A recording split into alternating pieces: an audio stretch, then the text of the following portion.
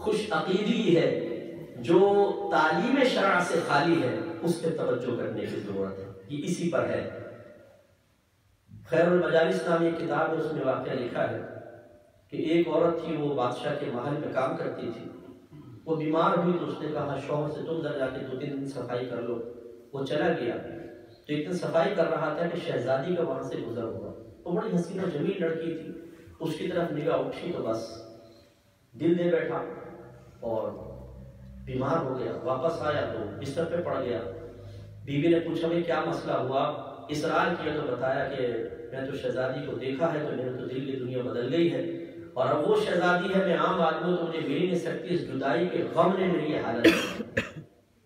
اب عورت جانے لگی تو شہزادی نے پوچھا بھائی تمہارا شوہر آج کل نہیں آ رہا؟ وہ آتا تھا۔ کہا کہ جی بس یوں ٹالا مٹولی کرنے لگی۔ شہزادی نے اصرار کیا تو کہا کہ اگر جان کے امان پاؤں تو عرض کرو۔ شہزادی نے کہا بولو۔ کہا کہ وہ تو آپ کے عشق میں مبتلا ہو گیا ہے اور کہتا ہے کہ اگر آپ کی جھلک مجھے نہیں ملی تو میں تو ختم تباہ ہو جاؤں گا، مر جاؤں گا۔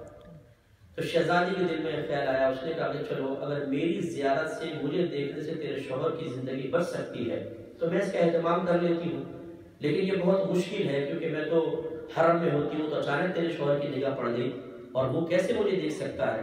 لیکن میں تمہیں ایک ترکیب بتاتی ہوں۔ ترکیب یہ ہے کہ تو اپنے شوہر سے جا کر کہے کہ وہ نہر کے کنارے میں گھنا سا درخت ہے، اس کے نیچے جا کر بیٹھ جائے اور ذکر الہی شروع کر دے، آنکھیں بند کرے، کسی سے بات نہ کرے، کسی کی طرف دیکھے نہیں، اگر کوئی تحفہ لا کر دے اٹھائے نہیں، کوئی کھانا رکھے کھائے نہیں، دن میں سارا دن ایسے بیٹھا رہے، شام کو تو چپکے سے جا کر اس کو تھوڑا بہت کھلا دیا کرنا اور پھر مسیح روٹین قائم رکھے۔ لوگ اس کے پاس آنا شروع ہو جائیں گے، کچھ دن بعد اس کی شہرت بڑھے گی، ابا جان تک اطلاع پہنچے گی، میرے والد صاحب جو ہیں وہ ولیوں سے بڑے محبت اور عقیدت رکھنے والے ہیں، مجھے یقین ہے وہ جائیں گے۔ جب وہ جائیں گے تیرا شوہر ایسے ہی رویہ اختیار کر کے رکھے تو جب میرے والد صاحب واپس آئیں گے تو میں پوچھوں گی ابا جان کیسا پایا، تو میرے والد صاحب کہیں گے بہت اچھا آدمی تھا، تو پھر میں کہوں گی اگر آپ اجازت دیں تو میں زیارت کراؤں، میرے والد صاحب اجازت دیں گے اور میں اپنا چہرہ اس کو دکھا دوں گی۔ بیوی نے جا کے جب یہ بتایا تو عاشق تو سب کچھ کرنے کے لیے تیار ہے۔ آج 15ویں صدی ہجری میں جو نوجوان ایک نامعلوم عاشقہ کی تلاش میں فیس بک پر 3-3 گھنٹے 4-4 گھنٹے بیٹھ سکتا ہے تو وہ تو شہزادی تھی، اس کے لیے کیوں نہیں بیٹھ سکے گا؟ وہ جا کر بیٹھ گیا، جس نے شروع کیا۔ اب وہ ہم جیسے جو ماشاءاللہ ایک جاتے جاتے دیکھا کوئی بابا کے نیا بیٹھ گیا ہے، ایک گزرا 2 گزرا، اس نے کسی سے کہا 3 لوگ آنا شروع ہو گئے، عورتیں جمع ہو گئی، بابا جی دعا کریں، بابا جی سر ہلا دیا کرتے، 10 کے لیے سر ہلایا، 2 کا کام ہو گیا، انہوں نے وہ شروع کر دیا، بابا تو سر ہلا کے کام کر دیتا ہے۔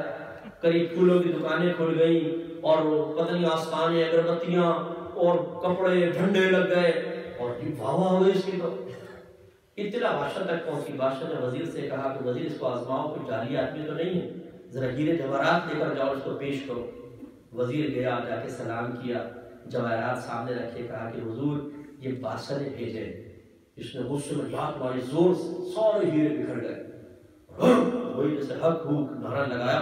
وزیر گھبرا گیا، ہاتھ چومے، پیر چومے، واپس آیا، کہا بادشاہ سلامت، ایسے اللہ کے ولی اس دور میں ملنا بڑا مشکل ہے۔ بادشاہ نے کہا اچھا، بادشاہ بھی پہنچ گیا بھائی، وہی بے نیازی۔ بادشاہ نے ہاتھ چومے، پیر چومے، واپس آیا۔ اب شہزادی نے پوچھا ابا جان کیسا لگا وہ اللہ کا ولی؟ کہا کہ بیٹی بڑا پہنچا ہوا بزرگ ہے۔ تو کہا آپ اجازت دیں تو میں بھی زیارت کر لوں؟ کہا کہ ہاں بیٹا، بزرگوں کی زیارت کرنی چاہیے، تم کل چلی جاؤ۔ اس نے پیغام بھجوایا اس کی بیوی کو کہ اپنے شوہر سے کہنا کل میں تمہارے پاس آ رہا ہوں۔ اس نے جا کر بتایا، وہ دن گزرا، رات آئی تو اللہ کی رحمت نے اس کو اپنی آغوش میں دی اور اس کے دل میں یہ خیال آیا کہ میں نے اپنے اللہ کا جھوٹا ذکر کیا، صرف ایک عورت کو حاصل کرنے کے لیے میں مصنوعی بزرگ بن کر بیٹھا اور اللہ اور ذکر الہی کرتا رہا، تب بھی اللہ تبارک و تعالی نے مجھے اتنی برکت سے نوازا کہ بادشاہ میرے قدموں میں آ گیا۔ اگر میں اخلاص سے اپنے اللہ کو پکارتا، اخلاص سے اس کی عبادت کرتا تو نہ معلوم کیا مقام پا لیتا۔ تو رونا شروع ہوا، اتنا رویا کہ داڑھی اس کی بھر گئی اور اس نے اللہ تعالیٰ کی بارگاہ میں توبہ کی اور اس نے تمام گناہوں سے تائب ہو کر اپنے اللہ سے رجوع کر لیا۔ اگلے دن جب شہزادی پہنچی، اس کے سامنے جا کر بیٹھی اور کہا کہ لو میں آ گئی ہوں، دیکھ لو جلدی سے تاکہ میں واپس جاؤں۔ سر جھکائے بیٹھا رہا۔ پھر شہزادی نے کہا دیکھ لو، سر جھکائے بیٹھا رہا۔ شہزادی نے کہا کیوں نہیں دیکھتے ہو؟ اس نے سر جھکاتے جھکاتے ہی جواب دیا کہ تجھے دیکھ کر کیا کروں، خدا کی قسم اللہ تعالیٰ کی بے شمار ہوئے اس وقت میرے سامنے کھڑی ہوئی ہے۔ تو اخلاص کی اتنی برکت ہوتی ہے، اور جو اخلاص سے نہ کرے، اب آپ جیسے ہمارے پاس بھائی کہتے ہیں نا مفتی صاحب اگر یہ آدمی غلط ہوتا، بتاؤ اتنی پبلک کیوں ہوتی؟ وہ یوں ہوتی اس لیے کہ ہم خوش عقیدہ ہم لوگ ہیں۔ اگر کوئی ذرا بھی ایسی اللہ کی باتیں کرتا ہے ہم فوراً اس سے عقیدت قائم کر لیتے ہیں، لیکن ہمارے نبی کریم صلی اللہ علیہ وسلم کے بتائے ہوئے اصولوں کو نہیں چھوڑ سکتے ہیں۔ ہمارے آقا نے ارشاد فرمایا، اپنے اللہ کا پیغام ہمیں دیتے ہوئے آیت قرآنی ہے، وَمَن يُطِعِ اللَّهَ وَالرَّسُولَ فَأُولَٰئِكَ مَعَ الَّذِينَ أَنْعَمَ اللَّهُ عَلَيْهِم مِّنَ النَّبِيِّينَ وَالصِّدِّيقِينَ وَالشُّهَدَاءِ وَالصَّالِحِينَ وَحَسُنَ أُولَٰئِكَ رَفِيقًا۔ اللہ تعالیٰ فرماتا ہے کہ جو اللہ اور اس کے رسول کی اطاعت کرے، کہنا مانے، حکم مانے، وہ ان لوگوں کے ساتھ ہوگا جن پر اللہ کا انعام ہوا، یعنی انبیاء علیہ السلام، صدیقین، شہداء اور صالحین یعنی نیک لوگ، اور یہ کیا ہی اچھے ساتھی ہیں، اطاعت رسول۔ تو بس آخری بات میں یہ عرض کر کے اپنا بیان ختم کرتا ہوں کہ بزرگوں کے نام کے نعرے ضرور لگائیں، یہ نعرہ بھی لگائیں کہ غلامی رسول میں موت بھی قبول ہے، لیکن یہ نعرہ بھی ہونا چاہیے کہ غلام رسول میں اطاعت رسول بھی قبول ہے۔ سبحان اللہ۔ ہم کیسے غلام ہیں کہ اپنے نبی کی غلامی کا دعویٰ کرے، اولیاء کی غلامی کا دعویٰ کرے، اور جب وہ ہمیں کہے کہ نیک بن جاؤ، پرہیزگار بن جاؤ، اللہ تبارک و تعالیٰ کی اطاعت کرو، تو ہم کہیں جی نہیں، بس ہم نعرے تک تو ہیں، حقیقی غلام بننے کے لیے تیار نہیں ہیں۔ کس قدر افسوس کی بات، یہ میں بات پوری کر لوں پھر آپ ضرور پوچھئے گا، تو کس قدر افسوس کی بات کہ یہی غلامی ہوتی ہے۔ اگر، اور میں اکثر سوچ دیتا ہوں، آخری بات بس، اگر آپ کی بیوی آپ کا کہنا نہ مانے، جو بھی آپ بات بولیں اس کا الٹا ہی کریں، رد کریں، یا کہیں بس ٹھیک ہے تم نے اتنی باتیں کی نا، 2 باتیں مجھے پسند ہیں مان لوں گی، باقی 10-15 باتیں اپنے پاس رکھو میں نہیں مانتی۔ بتائیں یہ بے ادب ہے یا با ادب ہے؟ زور سے بولیے، بے ادب ہے یا با ادب ہے؟ آپ کہیں گے نہیں بیوی بے ادب ہے، اگر یہی بیٹا کرے تو وہ با ادب بیٹا ہے کہ بے ادب اولاد ہے؟ بے ادب۔ اگر آپ کا امپلائی آپ کا کہنا نہ مانے تو آپ کیا کہیں گے؟ بڑا بے ادب اور گستاخ ہے، کہیں گے نہیں کہیں گے؟ معذرت کے ساتھ اللہ کے نبی ہمیں حکم فرمائے اور مسلمان اس کے جواب میں اطاعت کی طرف مائل نہ ہو۔ اب بتائیں کہ وہ امتی با ادب ہے یا بے ادب ہے؟ ہم اللہ کا کرم ہے کہ بے ادبی کے ارادے سے نہیں کرتے، لیکن میں یہی آپ کو شعور بیدار کرنا چاہتا ہوں کہ نبی کی نافرمانی میں ایک پہلو بے ادبی ہے، ایک بے ادبی کا پہلو ہے۔ لہذا یاد رکھیے، یہ نعرہ ضرور لگائیں کہ غلامی رسول میں موت بھی قبول ہے، لیکن یہ نعرہ بھی لگائیں کہ غلامی رسول میں داڑھی بھی قبول ہے، غلامی رسول میں 5 وقت باجماعت نماز پڑھنا بھی قبول ہے، غلامی رسول میں علم دین سیکھنا بھی قبول ہے، غلامی رسول میں گناہ چھوڑ دینا بھی قبول ہے، غلامی رسول میں فیس بک کے اکاؤنٹ سے لڑکیوں کے اکاؤنٹ ڈیلیٹ کر دینا بھی قبول ہے، غلامی رسول میں اپنے بیوی بچوں کی صحیح تربیت کرنا بھی قبول ہے، غلامی رسول میں گستاخوں کے ساتھ رابطہ ترک کر دینا بھی قبول ہے۔ نعرہ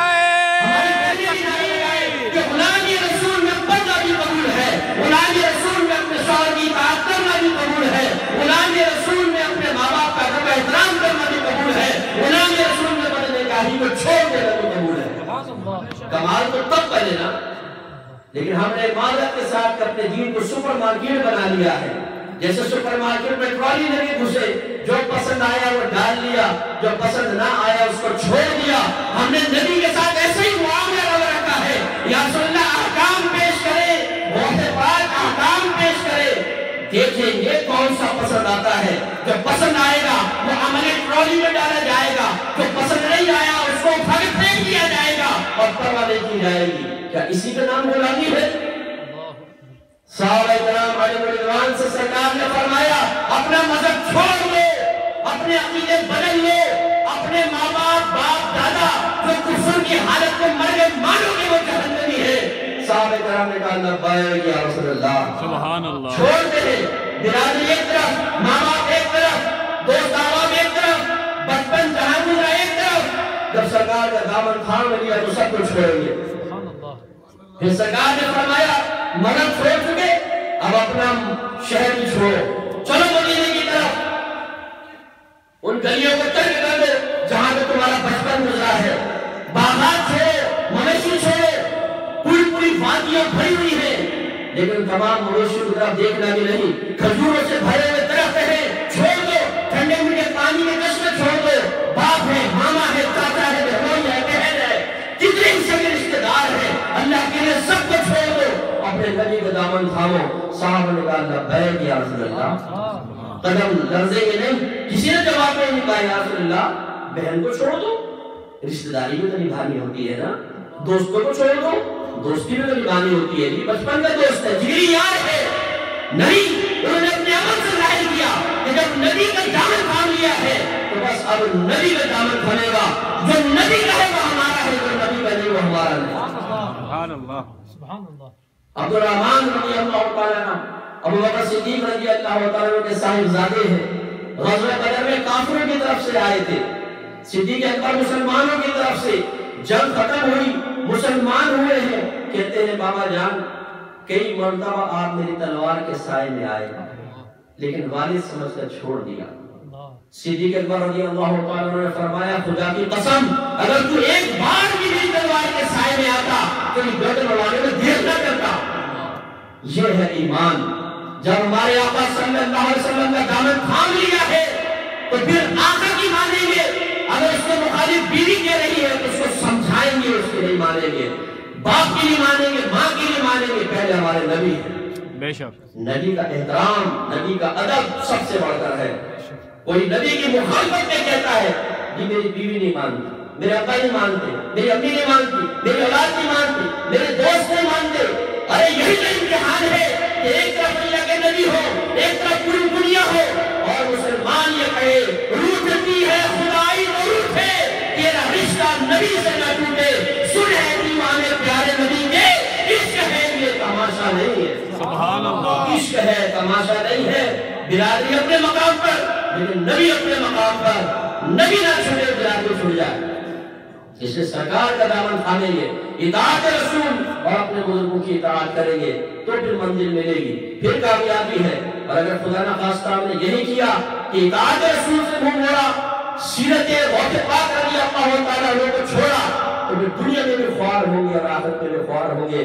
اللہ تبارک و تعالیٰ سے دعا ہے کہ جو کچھ سنا اسے یاد رکھنے، ذہن میں محفوظ رکھنے، دوسروں تک پہنچانے کی توفیق عطا فرمائے، آمین۔ وآخر دعوانا ان الحمد للہ رب العالمین۔